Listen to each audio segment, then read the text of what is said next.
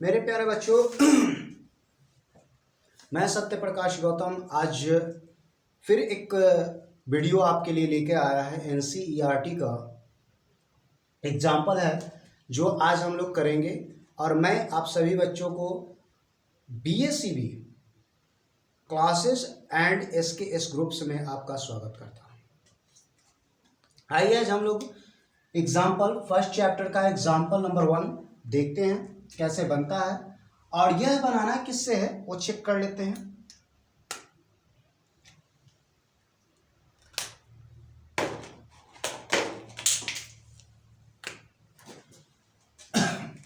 सबसे पहले हल करना है, क्वेश्चन क्या दिया हुआ है उसको पढ़ना है।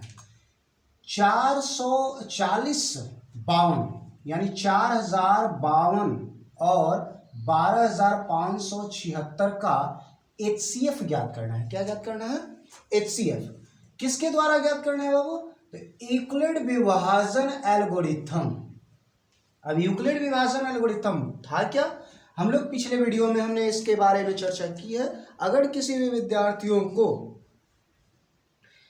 अगर इसमें प्रॉब्लम होती है तो पिछले वाले वीडियो को आप लोग डिस्क्रिप्शन में दिया हुआ है, उसको आप चेक कर सकते हैं और देख सकते हैं। एक बार फिर से हम थोड़ा सा बता दें कि A बराबर होता है BQ प्लस R, जहां 0 less than equal to R less than B। ये हमारा यूक्लिड विभाजन एल्गोरिथम भी है और साथ में यह एक प्रमेयिका भी है। इसी के माध्यम से हम इसको हल करने के जा रहे हैं।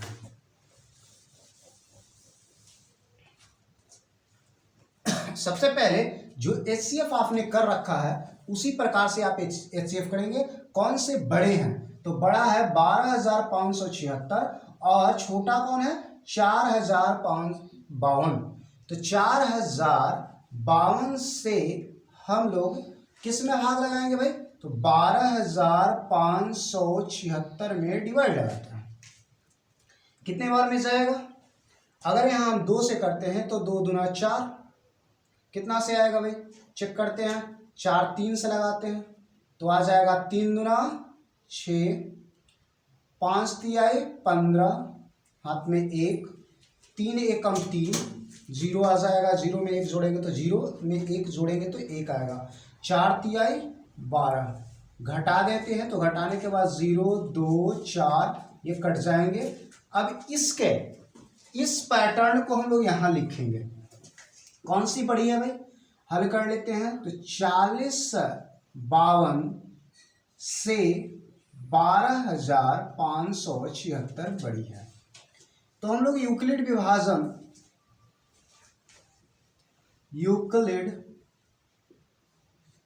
विभाजन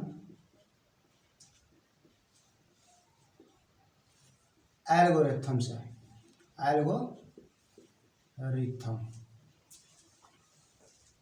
क्या होता है? इसमें सबसे पहले जो बड़ी संख्या है उसको यहां पर लिखेंगे, क्योंकि ये की संख्या ए कौन है भाई? तो ए बराबर आपका हो गया 12576। बी क्या होगा? तो बी हुआ आपका 4052। तो इस संख्या से इस संख्या में हम लोग भाग लगाते हैं। तो भाग लगाए तो आया इतना। तो हम लोग लिखेंगे कैसे? चरण नंबर 1 12576 बराबर 4052 मल्टीप्लाई बाय 3 और प्लस कर देंगे कितना? जितना शेषफल आया है उसको हम लोग क्या करेंगे? यहां पर जोड़ेंगे। जोड़ देते हैं। 420 हुआ। अब क्या करना है कि 420 जो रिमाइंडर, यह तब तक प्रक्रिया करते हैं जब तक कि रिमाइंडर्स 0 ना आ जाए। अब इसको फिर से वापस करते हैं। 12576 को कर लिए हैं तो सॉरी, यहां पर आ जाएंगे आपका कितना? 4052। कितने बार में लगेंगे भाई? अगर यहां हम लगाते हैं 7 बार में, तो 7 चौको 28 होता है। 8 बार में लगाते हैं तो 8 चौको 32 हो जाते हैं। 9 चौको क्या होगा 36, तो 9 से लगाते हैं 0, 9 दूनी 18 की 8 में 1, 9 चौको 36 आए, कितना होता है 37, घटा देंगे तो 2, कितना आएगा यहाँ, ये है 5, ये है 8, 10 5 15, 8 7 15, ये बचा 9, 9 में से 7 गया तो 2, ये कट जाएगा। अब इस पैटर्न को फिर वापस लेके आते हैं, मतलब जो बी होता है वहां पर ए हो जाएंगे, तो 40 52 बराबर चरण नंबर ये कितना हो गया भाई 2, 40 52, तो 40 52 को कितना बार में लगाया भाई 9 बार में, किससे लगाया गया है, तो 420 गुणा 9 प्लस रिमाइंडर कितना आया 272। अब यहां फिर वापस इसको फिर से करते हैं हम लोग, तो यह तब तक प्रक्रिया अपनाई जाएगी जब तक कि यह 0 ना आ जाए। अगर हम एक बार में फिर से वापस लगाएं तो 272 आ जाएंगे, 8 11 7 4 11, ये बचे कितने, कितने बचे 3, 3 में से 2 घटा तो कितना 1, तो 148। तीसरा चरण में क्या लिखेंगे हम लोग, लिखेंगे 420 बराबर 272 मल्टीप्लाई बाय 1 प्लस रिमाइंडर कितना है 148। सही है, चलिए एक और करते हैं। यहाँ पे 272 को फिर से लगाते हैं, तो एक बार में 148 घटाते हैं तो 10 2 12, 8 4 12, ये बचा कितना 6, 6 में से 4 घटा तो कितना 2, ये बचा 1,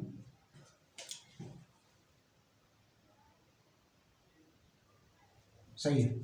चल भाई एक और करते हैं, चरण नंबर आपका 4 हो गया भाई। अब चरण नंबर जब 4 करते हैं, इस परिस्थितियां में हम लोग क्या करेंगे भाई, 272 जो आया है उसको बराबर करते हैं 148 मल्टीप्लाई बाय कितना, यहाँ पर है भागफल 1 है, प्लस शेषफल क्या है 124 है। सही है, चलिए आगे बढ़ते हैं। यहाँ पर जगह न होने के कारण थोड़ी सी इधर कर लेते हैं हम लोग। 124 को कितना से लगाना है बाबू 148 में, एक बार में लगेगा 124 घट के कितना आएगा 4, 2 कट जाएंगे।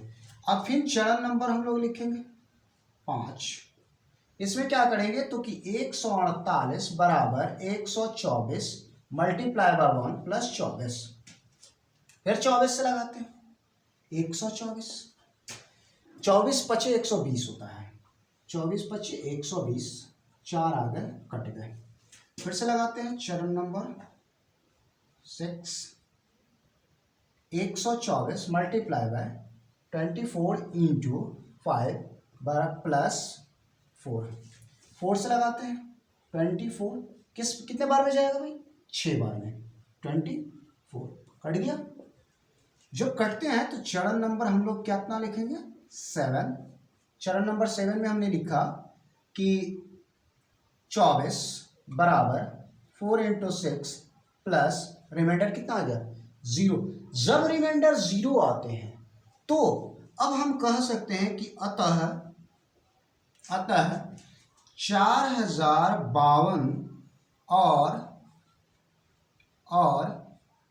12576 का HCF, ये देखो ये वाले जो टर्म देख रहे हैं जिसमें यानी ये वाले टर्म, इसको हम लोग क्या बोलेंगे HCF बोलेंगे। क्या बोलेंगे HCF, जिसको HCF का मतलब क्या होता है, HCF का मतलब होता है महत्तम समाप वर्त।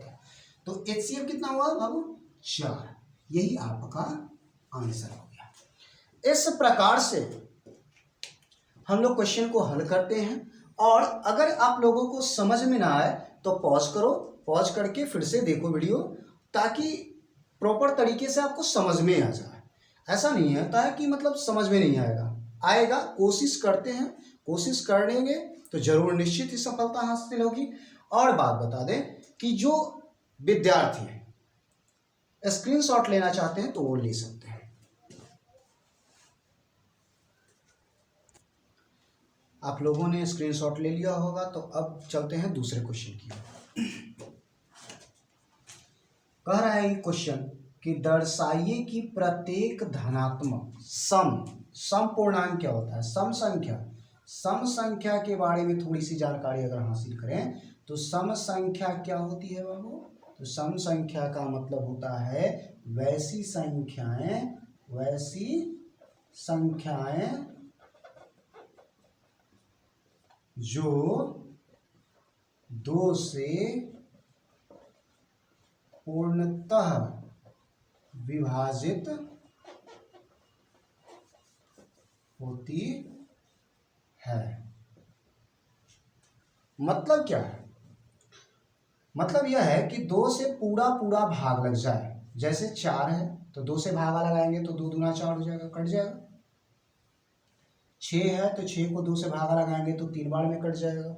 तो ये वैसी संख्याएं जो 2 से पूर्णतः विभाजित हो जाए सम संख्याएं कहलाती है। और विषम संख्या क्या होती है? तो वैसी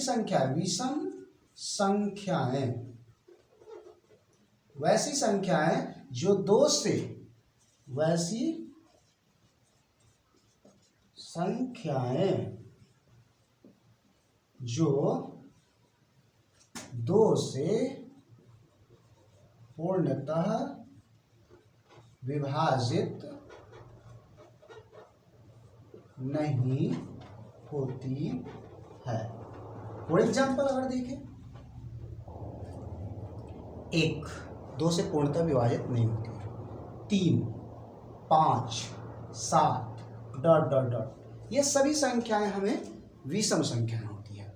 तो इसमें बोला क्या है कि दर्शाएं कि प्रत्येक धनात्मक का मतलब होता है प्लस सम पूर्णांक 2q के रूप का होता है तथा प्रत्येक धनात्मक विषम के बारे में यहाँ जानकारी हासिल की।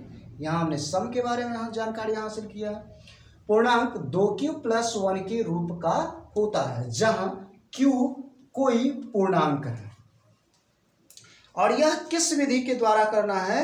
तो ये आपको यूक्लिड विभाजन प्रमेयिका के द्वारा करना है।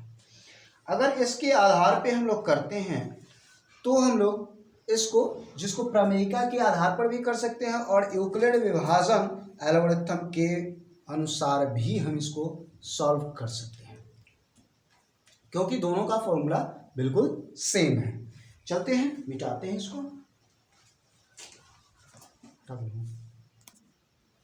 आइए हम लोग यहां पर हल करते हैं। माना कि ए कोई धनात्मक पूर्णांक है। ए कोई क्या है?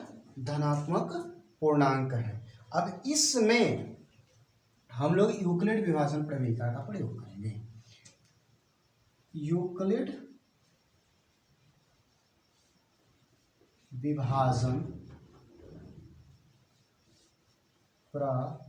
प्रमेयिका से क्या कहता है ये यूक्लिड विभाजन प्रमेयिका? कहता यह है कि a बराबर होगा BQ + R जहां 0 <=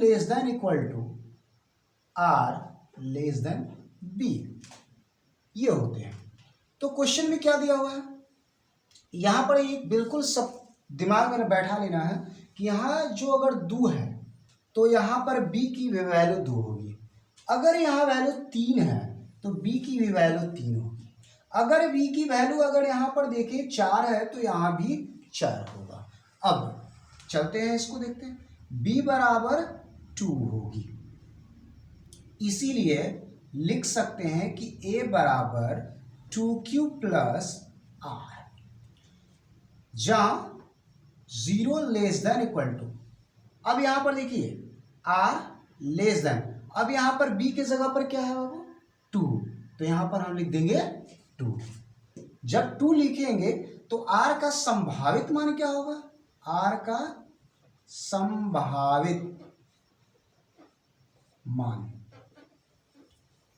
आर का संभावित मान आ जाएंगे, आर का संभावित मान क्रमशः देखो भाई क्या होगा कि यह आर की वैल्यू G2 बार क्या बोलते हैं 20 से कम होगी। किससे कम होगी? 20 से कम होगी। तो यानी कि b का वैल्यू 2 है तो r की वैल्यू हो जाएगी 0 और 1। अब इसी चीजों को यहां लिखेंगे तो r की वैल्यू क्रमशः 0 और 1 होगी। हटाते हैं, r की वैल्यू 0 और 1 होगी। अब इसमें बताना क्या है कि हमारा एक सम संख्या की बात कर रहा है, एक विषम संख्या की बात कर रहा है। विषम संख्या हमने पढ़ा था 1, तो ये विषम संख्या के अंतर्गत जाएगा और ये है सम संख्या के अंतर्गत जाएगा। चलते हैं, जब r बराबर 0 रखने पर क्या बनेगा बाबू? तो a बराबर 2q प्लस r। तो r क्या है? r है a बराबर 2q प्लस 0, इसीलिए a बराबर होगा 2q।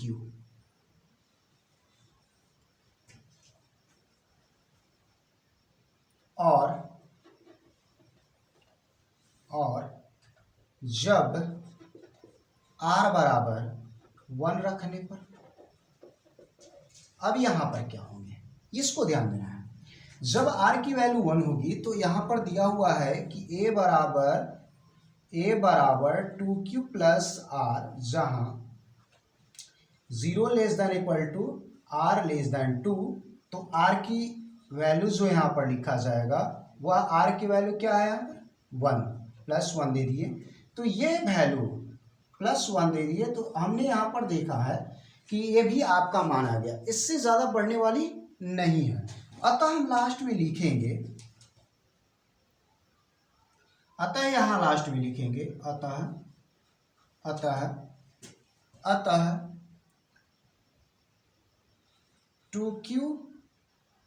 2q क्या है?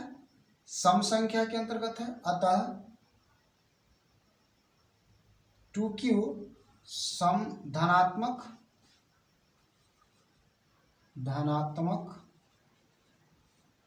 सम पूर्णांक है और 2q प्लस 1 धनात्मक विषम पूर्णांक है। यहां पर आपका आंसर आ चुका है। इस परिस्थिति में जब आप ये काम करते हैं तो इसमें आप बिल्कुल सेटिस्फाई होकर के काम करना है कि नहीं कुछ ज़्यादा है। आप एक चीज़ फिर से हम एक बार रिपीट करते हैं, देखते हैं एक बार फिर से। हम सबसे पहले क्या कर लेंगे, प्रत्येक धनात्मक सम पूर्णांक 2q के रूप का होता है तथा प्रत्येक धनात्मक विषम पूर्णांक 2q प्लस 1 के रूप का होता है, जहां q कोई पूर्णांक होगा। ठीक है, तो सबसे पहले हमने देखा, हमने यहां मान रखा है, माना कि a कोई धनात्मक पूर्णांक है। किसकी चर्चा कर रहा था? धनात्मक पूर्णांक। धनात्मक पूर्णांक की चर्चा कर रहा है, इसीलिए हम यहां पर माने हैं a कोई धनात्मक पूर्णांक है। और यूक्लिड विभाजन प्रमेयिका से हम जानते हैं कि a बराबर bq प्लस r होता है। तो यह किस में लाई करता है? तो 0 से r बड़ी होगी या तो 0 के बराबर होगी, साथ में b से r क्या होगा? छोटा होगा। यहां पर ध्यान दे रहे हैं कि यहां पर भी 2 है, तो यहां पर आप b की वैल्यू 2 लेंगे। अगर यहां 3 रहता तो b की वैल्यू 3 लेंगे। इसीलिए हम लिख सकते हैं कि a बराबर b के स्थान पर 2q और r ज्यों का त्यों लिखे हैं, और 0 less than equal to r less than 2। क्यों? क्योंकि b के स्थान पर हमने 2 रखा है। तो r का संभावित मान क्या बनेगा बाबू? तो r का संभावित मान बनेगा 2 से कम। तो 2 से कम कहां से? सबसे कम 0, तो 0 से आगे चलेंगे तो 0, 1 और 2 आता है, लेकिन 2 लेना नहीं। क्योंकि b की वैल्यू आपको 2 है, जबकि r b के बराबर नहीं होता है, छोटा होता है। तो यहां पर आ गए 0 और 1। जब r बराबर 0 रखने पर a बराबर 2q प्लस r में जहां पर एक चीजें छूट गई है, थोड़ी सी हम यहां पर लिख लेंगे, 0 less than equal to r less than 2। तो इसलिए अब r की वैल्यू हम 0 लेते हैं तो a बराबर 2q प्लस 0, इसलिए हम लिख सकते हैं कि a बराबर 2q। यह 2q क्या है? सम संख्या आ गए। और जब r बराबर 1 लेते हैं, r बराबर 1 लेने पर 1 एक विषम संख्या होती है, तो r बराबर 1 रखने पर a बराबर 2q plus r, 0 less than equal to r less than 2 में रखते हैं r की वैल्यू 1, तो a बराबर आ गया 2q प्लस 1। अतः हम कह सकते हैं कि 2q एक धनात्मक समपूर्णांक है और 2q प्लस 1 एक विषम पूर्णांक है। आप सभी बच्चे इसको स्क्रीनशॉट कर लें।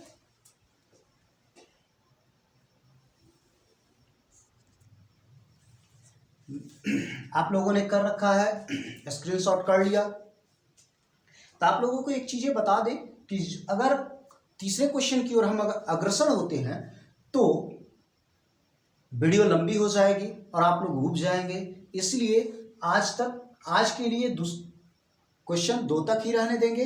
अगले वीडियो में हम लोग एग्जाम्पल नंबर 3 से शुरुआत करेंगे। अगर यह वीडियो आप लोगों को पसंद आया हो तो लाइक करें, सब्सक्राइब करें और शेयर करें। Thank you.